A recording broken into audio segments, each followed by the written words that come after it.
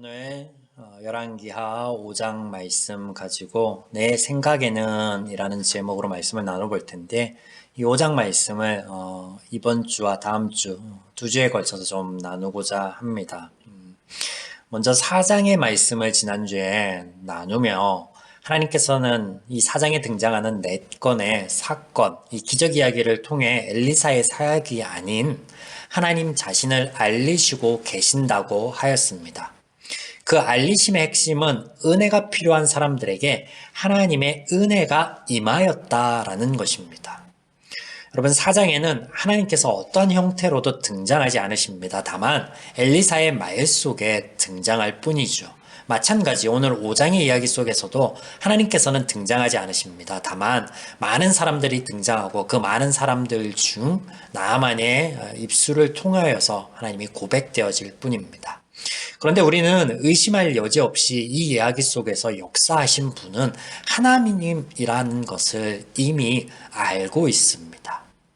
우리가 이미 알고 있는 것, 하나님의 은혜가 본장에서는 어떻게 또 어떤 형태로 임하였는지 지금부터 본문을 통해서 천천히 나눠보도록 하겠습니다. 본문 5장에 아주 흥미로운 이야기가 등장하죠. 이스라엘의 역사 한가운데 이방의 나라 아람의 군대 장관 이야기가 등장합니다. 등장할 뿐만 아니라 그가 이스라엘 백성과는 사뭇 다른 행동들과 다른 말들을 보입니다. 1절입니다. 아람 왕의 군대 장관 나아만은 그의 주인 앞에서 크고 존귀한 자니 이는 여호와께서 전에 그에게 아람을 구원하게 하였음이라. 그는 큰 용사이나 나병 환자더라. 나아만에 대하여 소개하고 있는 이 대목을 보시면 많은 것들을 생각하게 합니다. 우선 그의 아람이라는 나라에서의 위치입니다.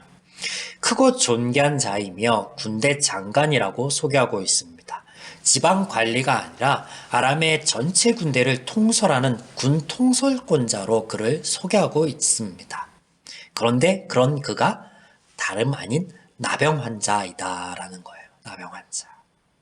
몇 차례 말씀을 드렸듯 고대 근동에서 몇몇 병들은요, 불치병으로서 신벌에 의해서 오는 것이라 사람들이 여겼습니다. 그 중에 이 나병이 있죠.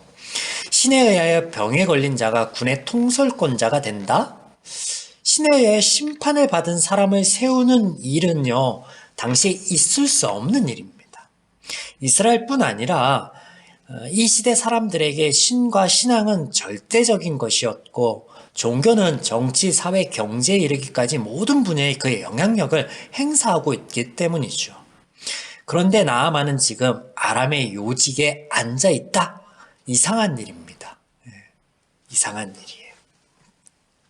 더구나 불치병에 걸린 환자가 큰 용사가 될 수 있느냐라는 질문을 던져볼 필요가 있겠죠. 여러분, 나병은 몸의 제 기능을 할 수 없게 만드는 병입니다.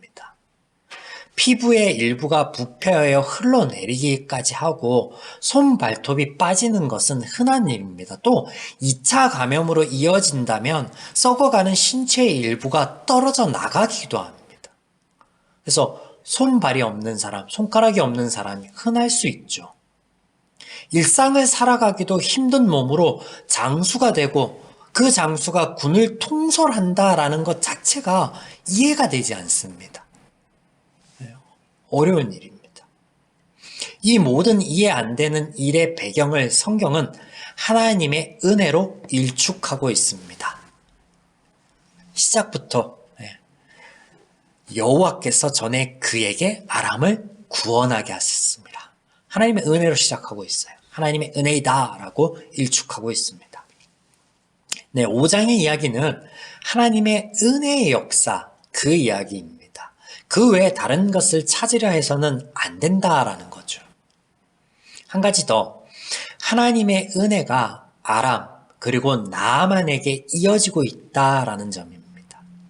하나님은 이스라엘만을 위한 하나님이 아님을 직접적으로 보여주시는 대목이죠. 사실 여기 나아만의 이야기 외에도 성경 곳곳에 더러 이런 이야기들이 등장하고 있습니다. 더 나아가 하나님께서는 이를 통해 사람의 생각, 즉 죄인의 기준과 다르신 하나님의 마음과 하나님의 기준을 알리시고 보여주신다라는 점입니다. 사람들이 생각에 나아만은 신의 저주를 받은 이인데 하나님께서는 이 나아만을 통해 한 나라를 구원하게 하는 은혜를 베푸십니다. 사람들의 생각과 사람들의 기준에는 없는 일이 하나님 편에는 가능하고 하나님 편에는 있다라는 거예요. 이것을 통해 보여주시는 것, 나의 생각과 나의 기준과 나의 마음은 죄인인 너희들의 생각과 너희들의 기준과 너희의 마음과 어떻다라는 거예요. 다르다라는 거예요. 다르다. 이어지는 구절들 속에서도 이해되지 않는 이야기들은 다시 이어집니다. 2절. 전에 아람 사람이 떼를 지어 지나가서 이스라엘 땅에서 어린 소녀 하나를 사로잡음에 그가 나아만의 아내에게 수종들더니. 나아만에게 아내가 있습니다. 나병 환자가 불치병에 걸린 이가 아내가 있다. 과연 그 가정이 순탄하게 제 기능을 발휘하고 있었을까? 권력을 생각한다면 무엇인들 불가능하겠습니까? 왕 위에 최고 권력자가 나아만이니 그 권력을 이용해서 결혼할 수도 있겠죠. 이런 접근이라면요, 이렇게도 한번 해석해 볼 수 있지 않을까요? 그가 이미 존귀한 자가 된 후에, 군대 장관이 된 후에, 결혼을 한 후에 나병이 발병했다. 혹은 그 나병이 아주 경미한 것이다. 그러나 여러분, 굳이 성경에서 언급하지 않은 것을 이렇듯 확대 해석해 가며 하나님의 은혜의 역사를 왜곡할 이유는 없죠. 그럴 필요는 없습니다. 그의 신분, 결혼보다 더 이상한 것이 다시 등장합니다. 어린 소녀가 아는 것을 이스라엘 왕 여호람은 모른다라는 것입니다. 그냥 넘길 수 있는 이 사건이 이상한 거예요. 이상한 거. 여호람은요, 열왕기하 3장에서 불과 얼마 전에 물이 없어 전쟁을 치르지도 못할 상황 가운데 하나님의 은혜를 입은 사람이며 그 은혜를 입는 과정에 승리에 대한 예언을 누구에게? 바로 이 엘리사에게 직접적으로 들은 인물입니다. 그런데 4장에서 이어진 이 엘리사의 사역, 물론 하나님의 은혜의 역사인데 그 사역이 많은 사람들에게 알려졌고 소문이 났겠죠. 그래서 이 어린 여자, 타국의 포로로 잡혀있는 이 어린 여자도 알고 있는, 그래서 엘리사에게 능력이 있구나라고 여겨지는 것을 이스라엘의 왕인 여호람은 염두에 두지 않는다, 모른다라는 거예요. 이게 더 이상하죠. 모든 나라의 대소사를 관여하고 그리고 명하는 이가 모른다라는 거예요. 잡혀간 어린 소녀는 아는 것을 정작 왕이 모르기에 나아만이 이스라엘에 와서 나병을 고쳐달라라는 이 요청에 왕이 어찌할 바를 몰라 합니다. 그래서 비통함에 옷을 찢죠. 이런 상황, 여느 때처럼 이 곤란한 상황에 어려운 상황 가운데 하나님께서는 여호람을 찾습니다. 그가 구하거나 찾기 전에 엘리사가 사람을 보내 자신에게 나아만을 보낼 것을 요청합니다. 하나님께서는 엘리사를 통하여 문제를 해결하여 주십니다. 하나님의 은혜입니다. 이 또한 하나님의 은혜이죠. 인간이 도움을 청하기 전에, 찾기 전에 하나님께서 먼저 찾으시고 도와주시는 것, 이것이 은혜입니다. 은혜. 이제 선지자를 찾아온 나아만에게 엘리사는 요단강에 가서 7번 몸을 씻으라고 합니다. 이에 이어지는 나아만의 반응입니다. 11절. 나아만이 노하여 물러가며 이르되 내 생각에는 그가 내게로 나와 서서 그의 하나님을 여호와의 이름을 부르고 그의 손을 그 부위 위에 흔들어 나병을 고칠까 하였도다. 여러분, 지금 나아만이 왜 화를 내고 있고 나아만이 왜 이런 이야기들을 하고 있습니까? 나아만의 생각과 엘리사의 생각이 다르다라는 거예요. 다르기 때문에 이런 이야기가 등장하는 거죠. 나아만의 입장, 그의 생각에서 강조되는 것은 무엇이냐면, 나아만이 지금 포커스를 잡고 있는 것이 무엇이냐면 어떻게입니다. 이 어떻게의 문제예요. 어떻게 하면 치료가 될 수 있느냐라는 거예요. 어떻게 하면, 어떻게. 즉, 방법이 중요하다라는 거예요. 방법이. 그래서 말만 하고 아무런 행동도 취하지 않은 엘리사가 못마땅한 거예요. 그리고 그가 씻으라 하는 그 방법이 또 못마땅합니다. 씻어서 깨끗하게 될 것이면 요단이라는 그 강보다 자신들 땅에 있는 강이 낫다라고 말하고 있습니다. 신적 능력을 발현하기 위하여 보여야 할 많은 방법들 중에 어느 것 하나도 행하지 않음에 의심을 품고 있습니다. 이런 방법을 취하지 않고 기적이, 치료의 역사가 일어난다고? 그런 이야기는, 그런 말은 들어본 적이 없는 거예요. 염두에 둔 적이 없는 거예요. 그러니까 나아만이 자신의 생각과 자신의 기준 안에서 지금 분을 내고 있는 거예요. 화를 내고 있는 거예요. 그 나아만, 이 죄인의 기준, 죄인의 생각의 초점은 뭐라고요? 어떻게라는 사람의 방법, 사람의 행위에 초점이 맞춰져 있다라는 겁니다. 그러나 성경에서 강조하는 것은요, 인간 행위에 초점을 맞추고 있는 어떻게가 아닙니다. 바로 누가입니다. 누가. 여러분, 만약 나아만이 요단강에 들어가 7번이 아니라 화가 남에, 분함에 한 번만 들어갔다 나왔다라고 한번 여겨봅시다. 그러면 치유의 역사가 오늘날 일어나지 않았을까요? 아니에요. 아닙니다. 그가 한 번이 들어갔던, 두 번이 들어갔던, 오늘 본문처럼 7번이 들어갔던, 그건 중요하지 않아요. 그래서 성경은 이미 그가 하나님의 은혜를 입은 자로서 이야기를 시작부터 결론을 말씀하고 있는 거예요. 그가 하나님의 은혜를 이미 입은 자라는 결론으로 이야기를 시작하고 있다라는 거예요. 우리는 이 성경의 이야기, 이 성경의 전개에 초점을 맞추어 인간 행위의 방법론에서 기결되는 것은 상벌이죠, 상벌. 여기에서는 은혜를 찾아볼 수가 없습니다. 인간 행위에 따른 어떤 복이 오는 거, 벌이 오는 거, 이건 상벌이에요, 상벌. 은혜가 아니에요. 그러므로 우리가 앞서 이야기했듯이 하나님의 은혜 입은 자다라는 결론으로 시작되는 이 이야기에서 귀결돼야 되는 것은 은혜라는 거예요. 인간의 행위와는 관계없이 하나님의 은혜가 이어지는 거예요.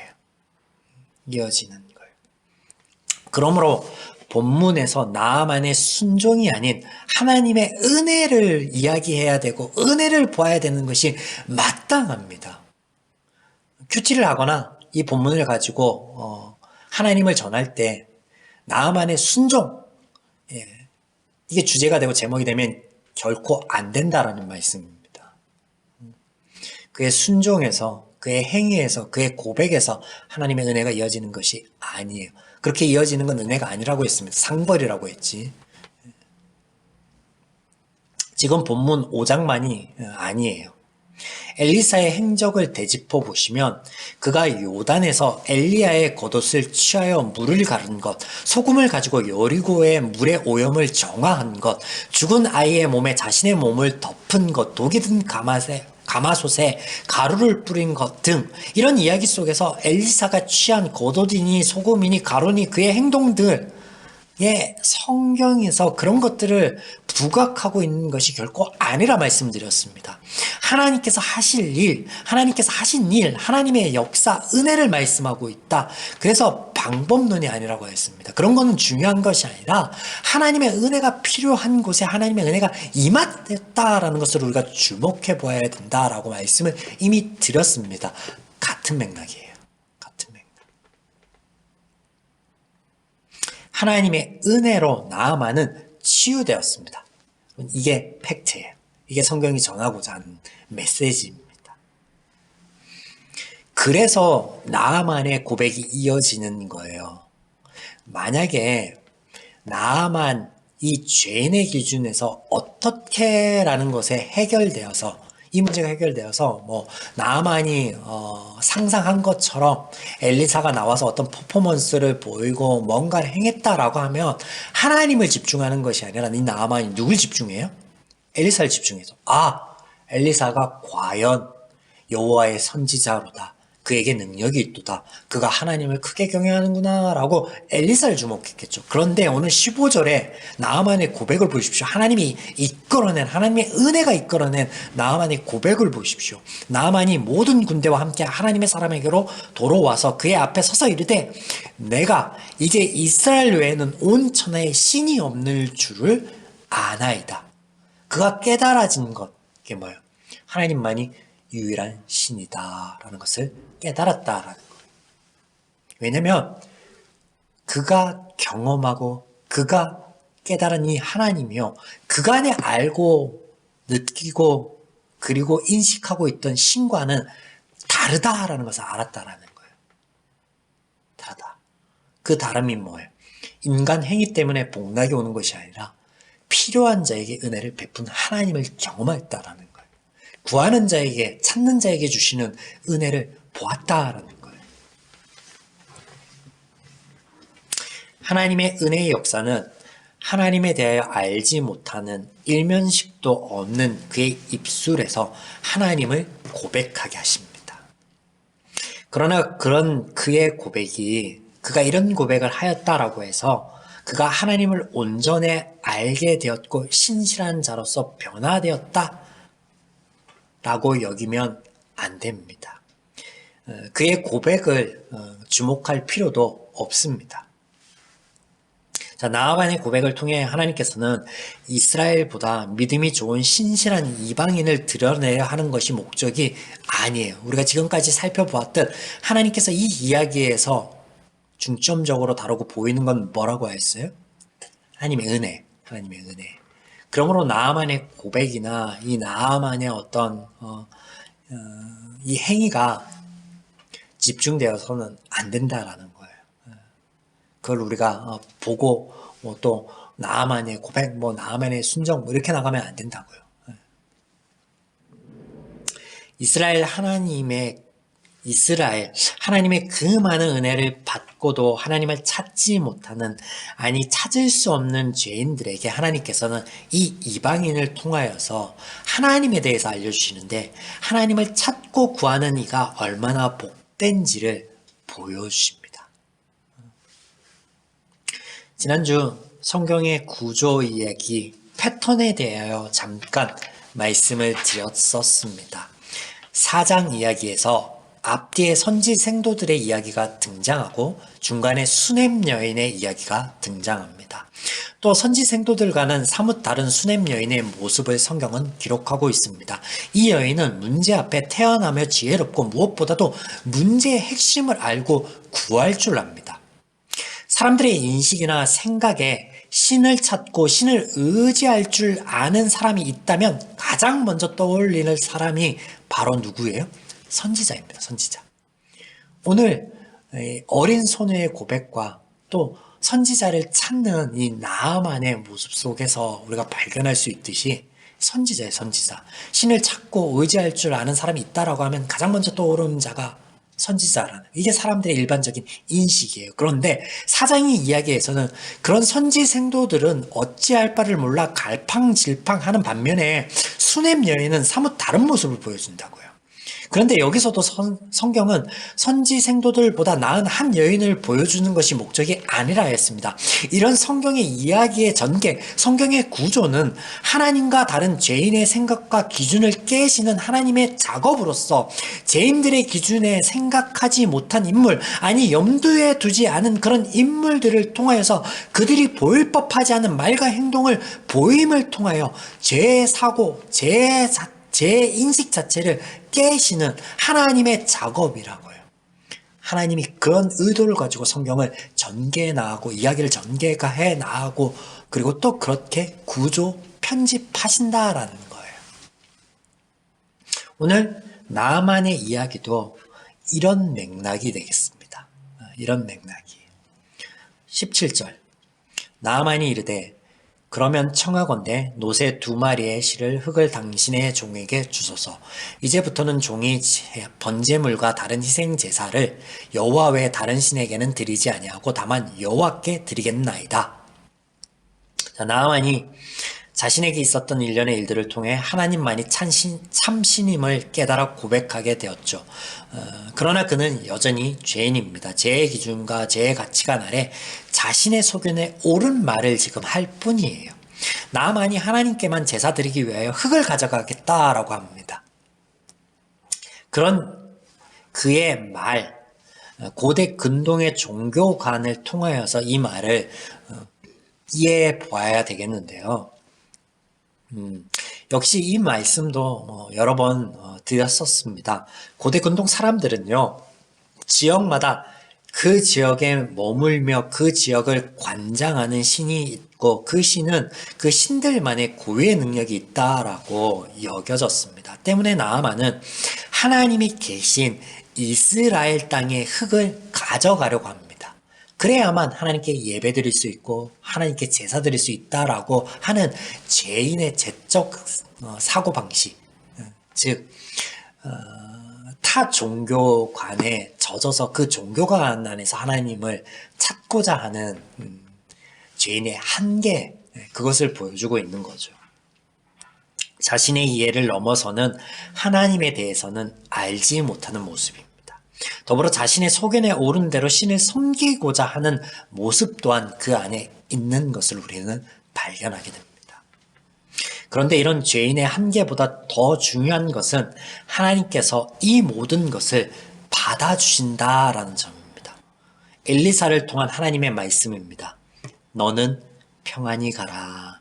죄적 사고방식 안에 죄의 가치관 안에 하나님을 섬기고 하나님을 제사하고 예배드리겠다라고 하는 것조차도 하나님께서 어떻게 해요? 허용하십니다. 엘리사의 말을 통하여서 그에게 전하는데 하나님 뭐라고 해요? 평안을 이야기합니다. 너는 네가 생각하는 대로 하렴 평안히 가라라고. 왜냐면 하나님이 아시는 거예요. 이 말 속에 하나님의 마음과 하나님의 심정이 담겨 있는데요. 죄인을 허용하고 수락하시고 포용하십니다. 왜냐면 죄인은요, 그 죄적 가치관과 죄적 사고 안에 묶여있을 수밖에 없습니다.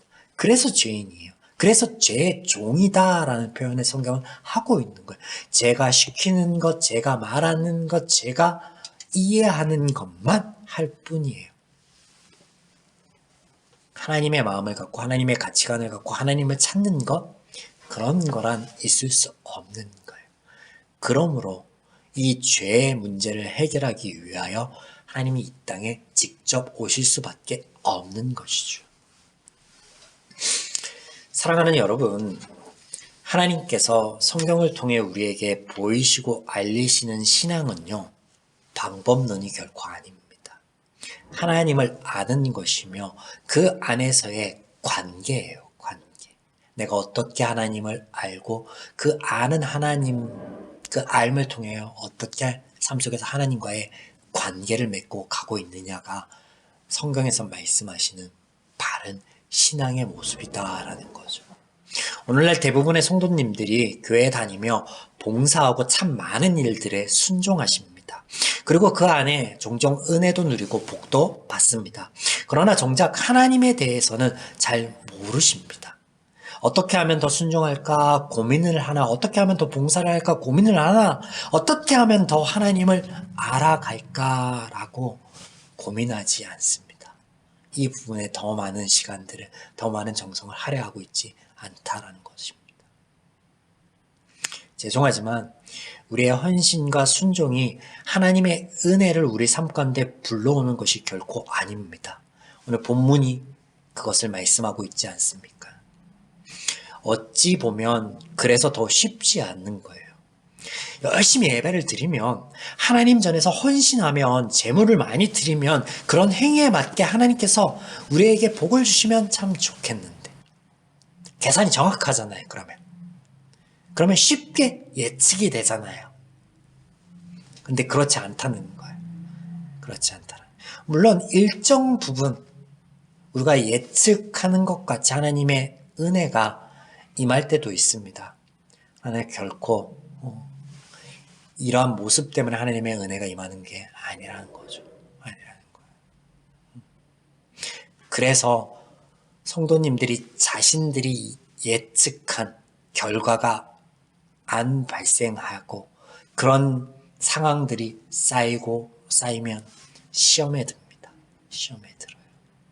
종국엔 하나님을 멀리하고 교회를 떠나기까지 합니다.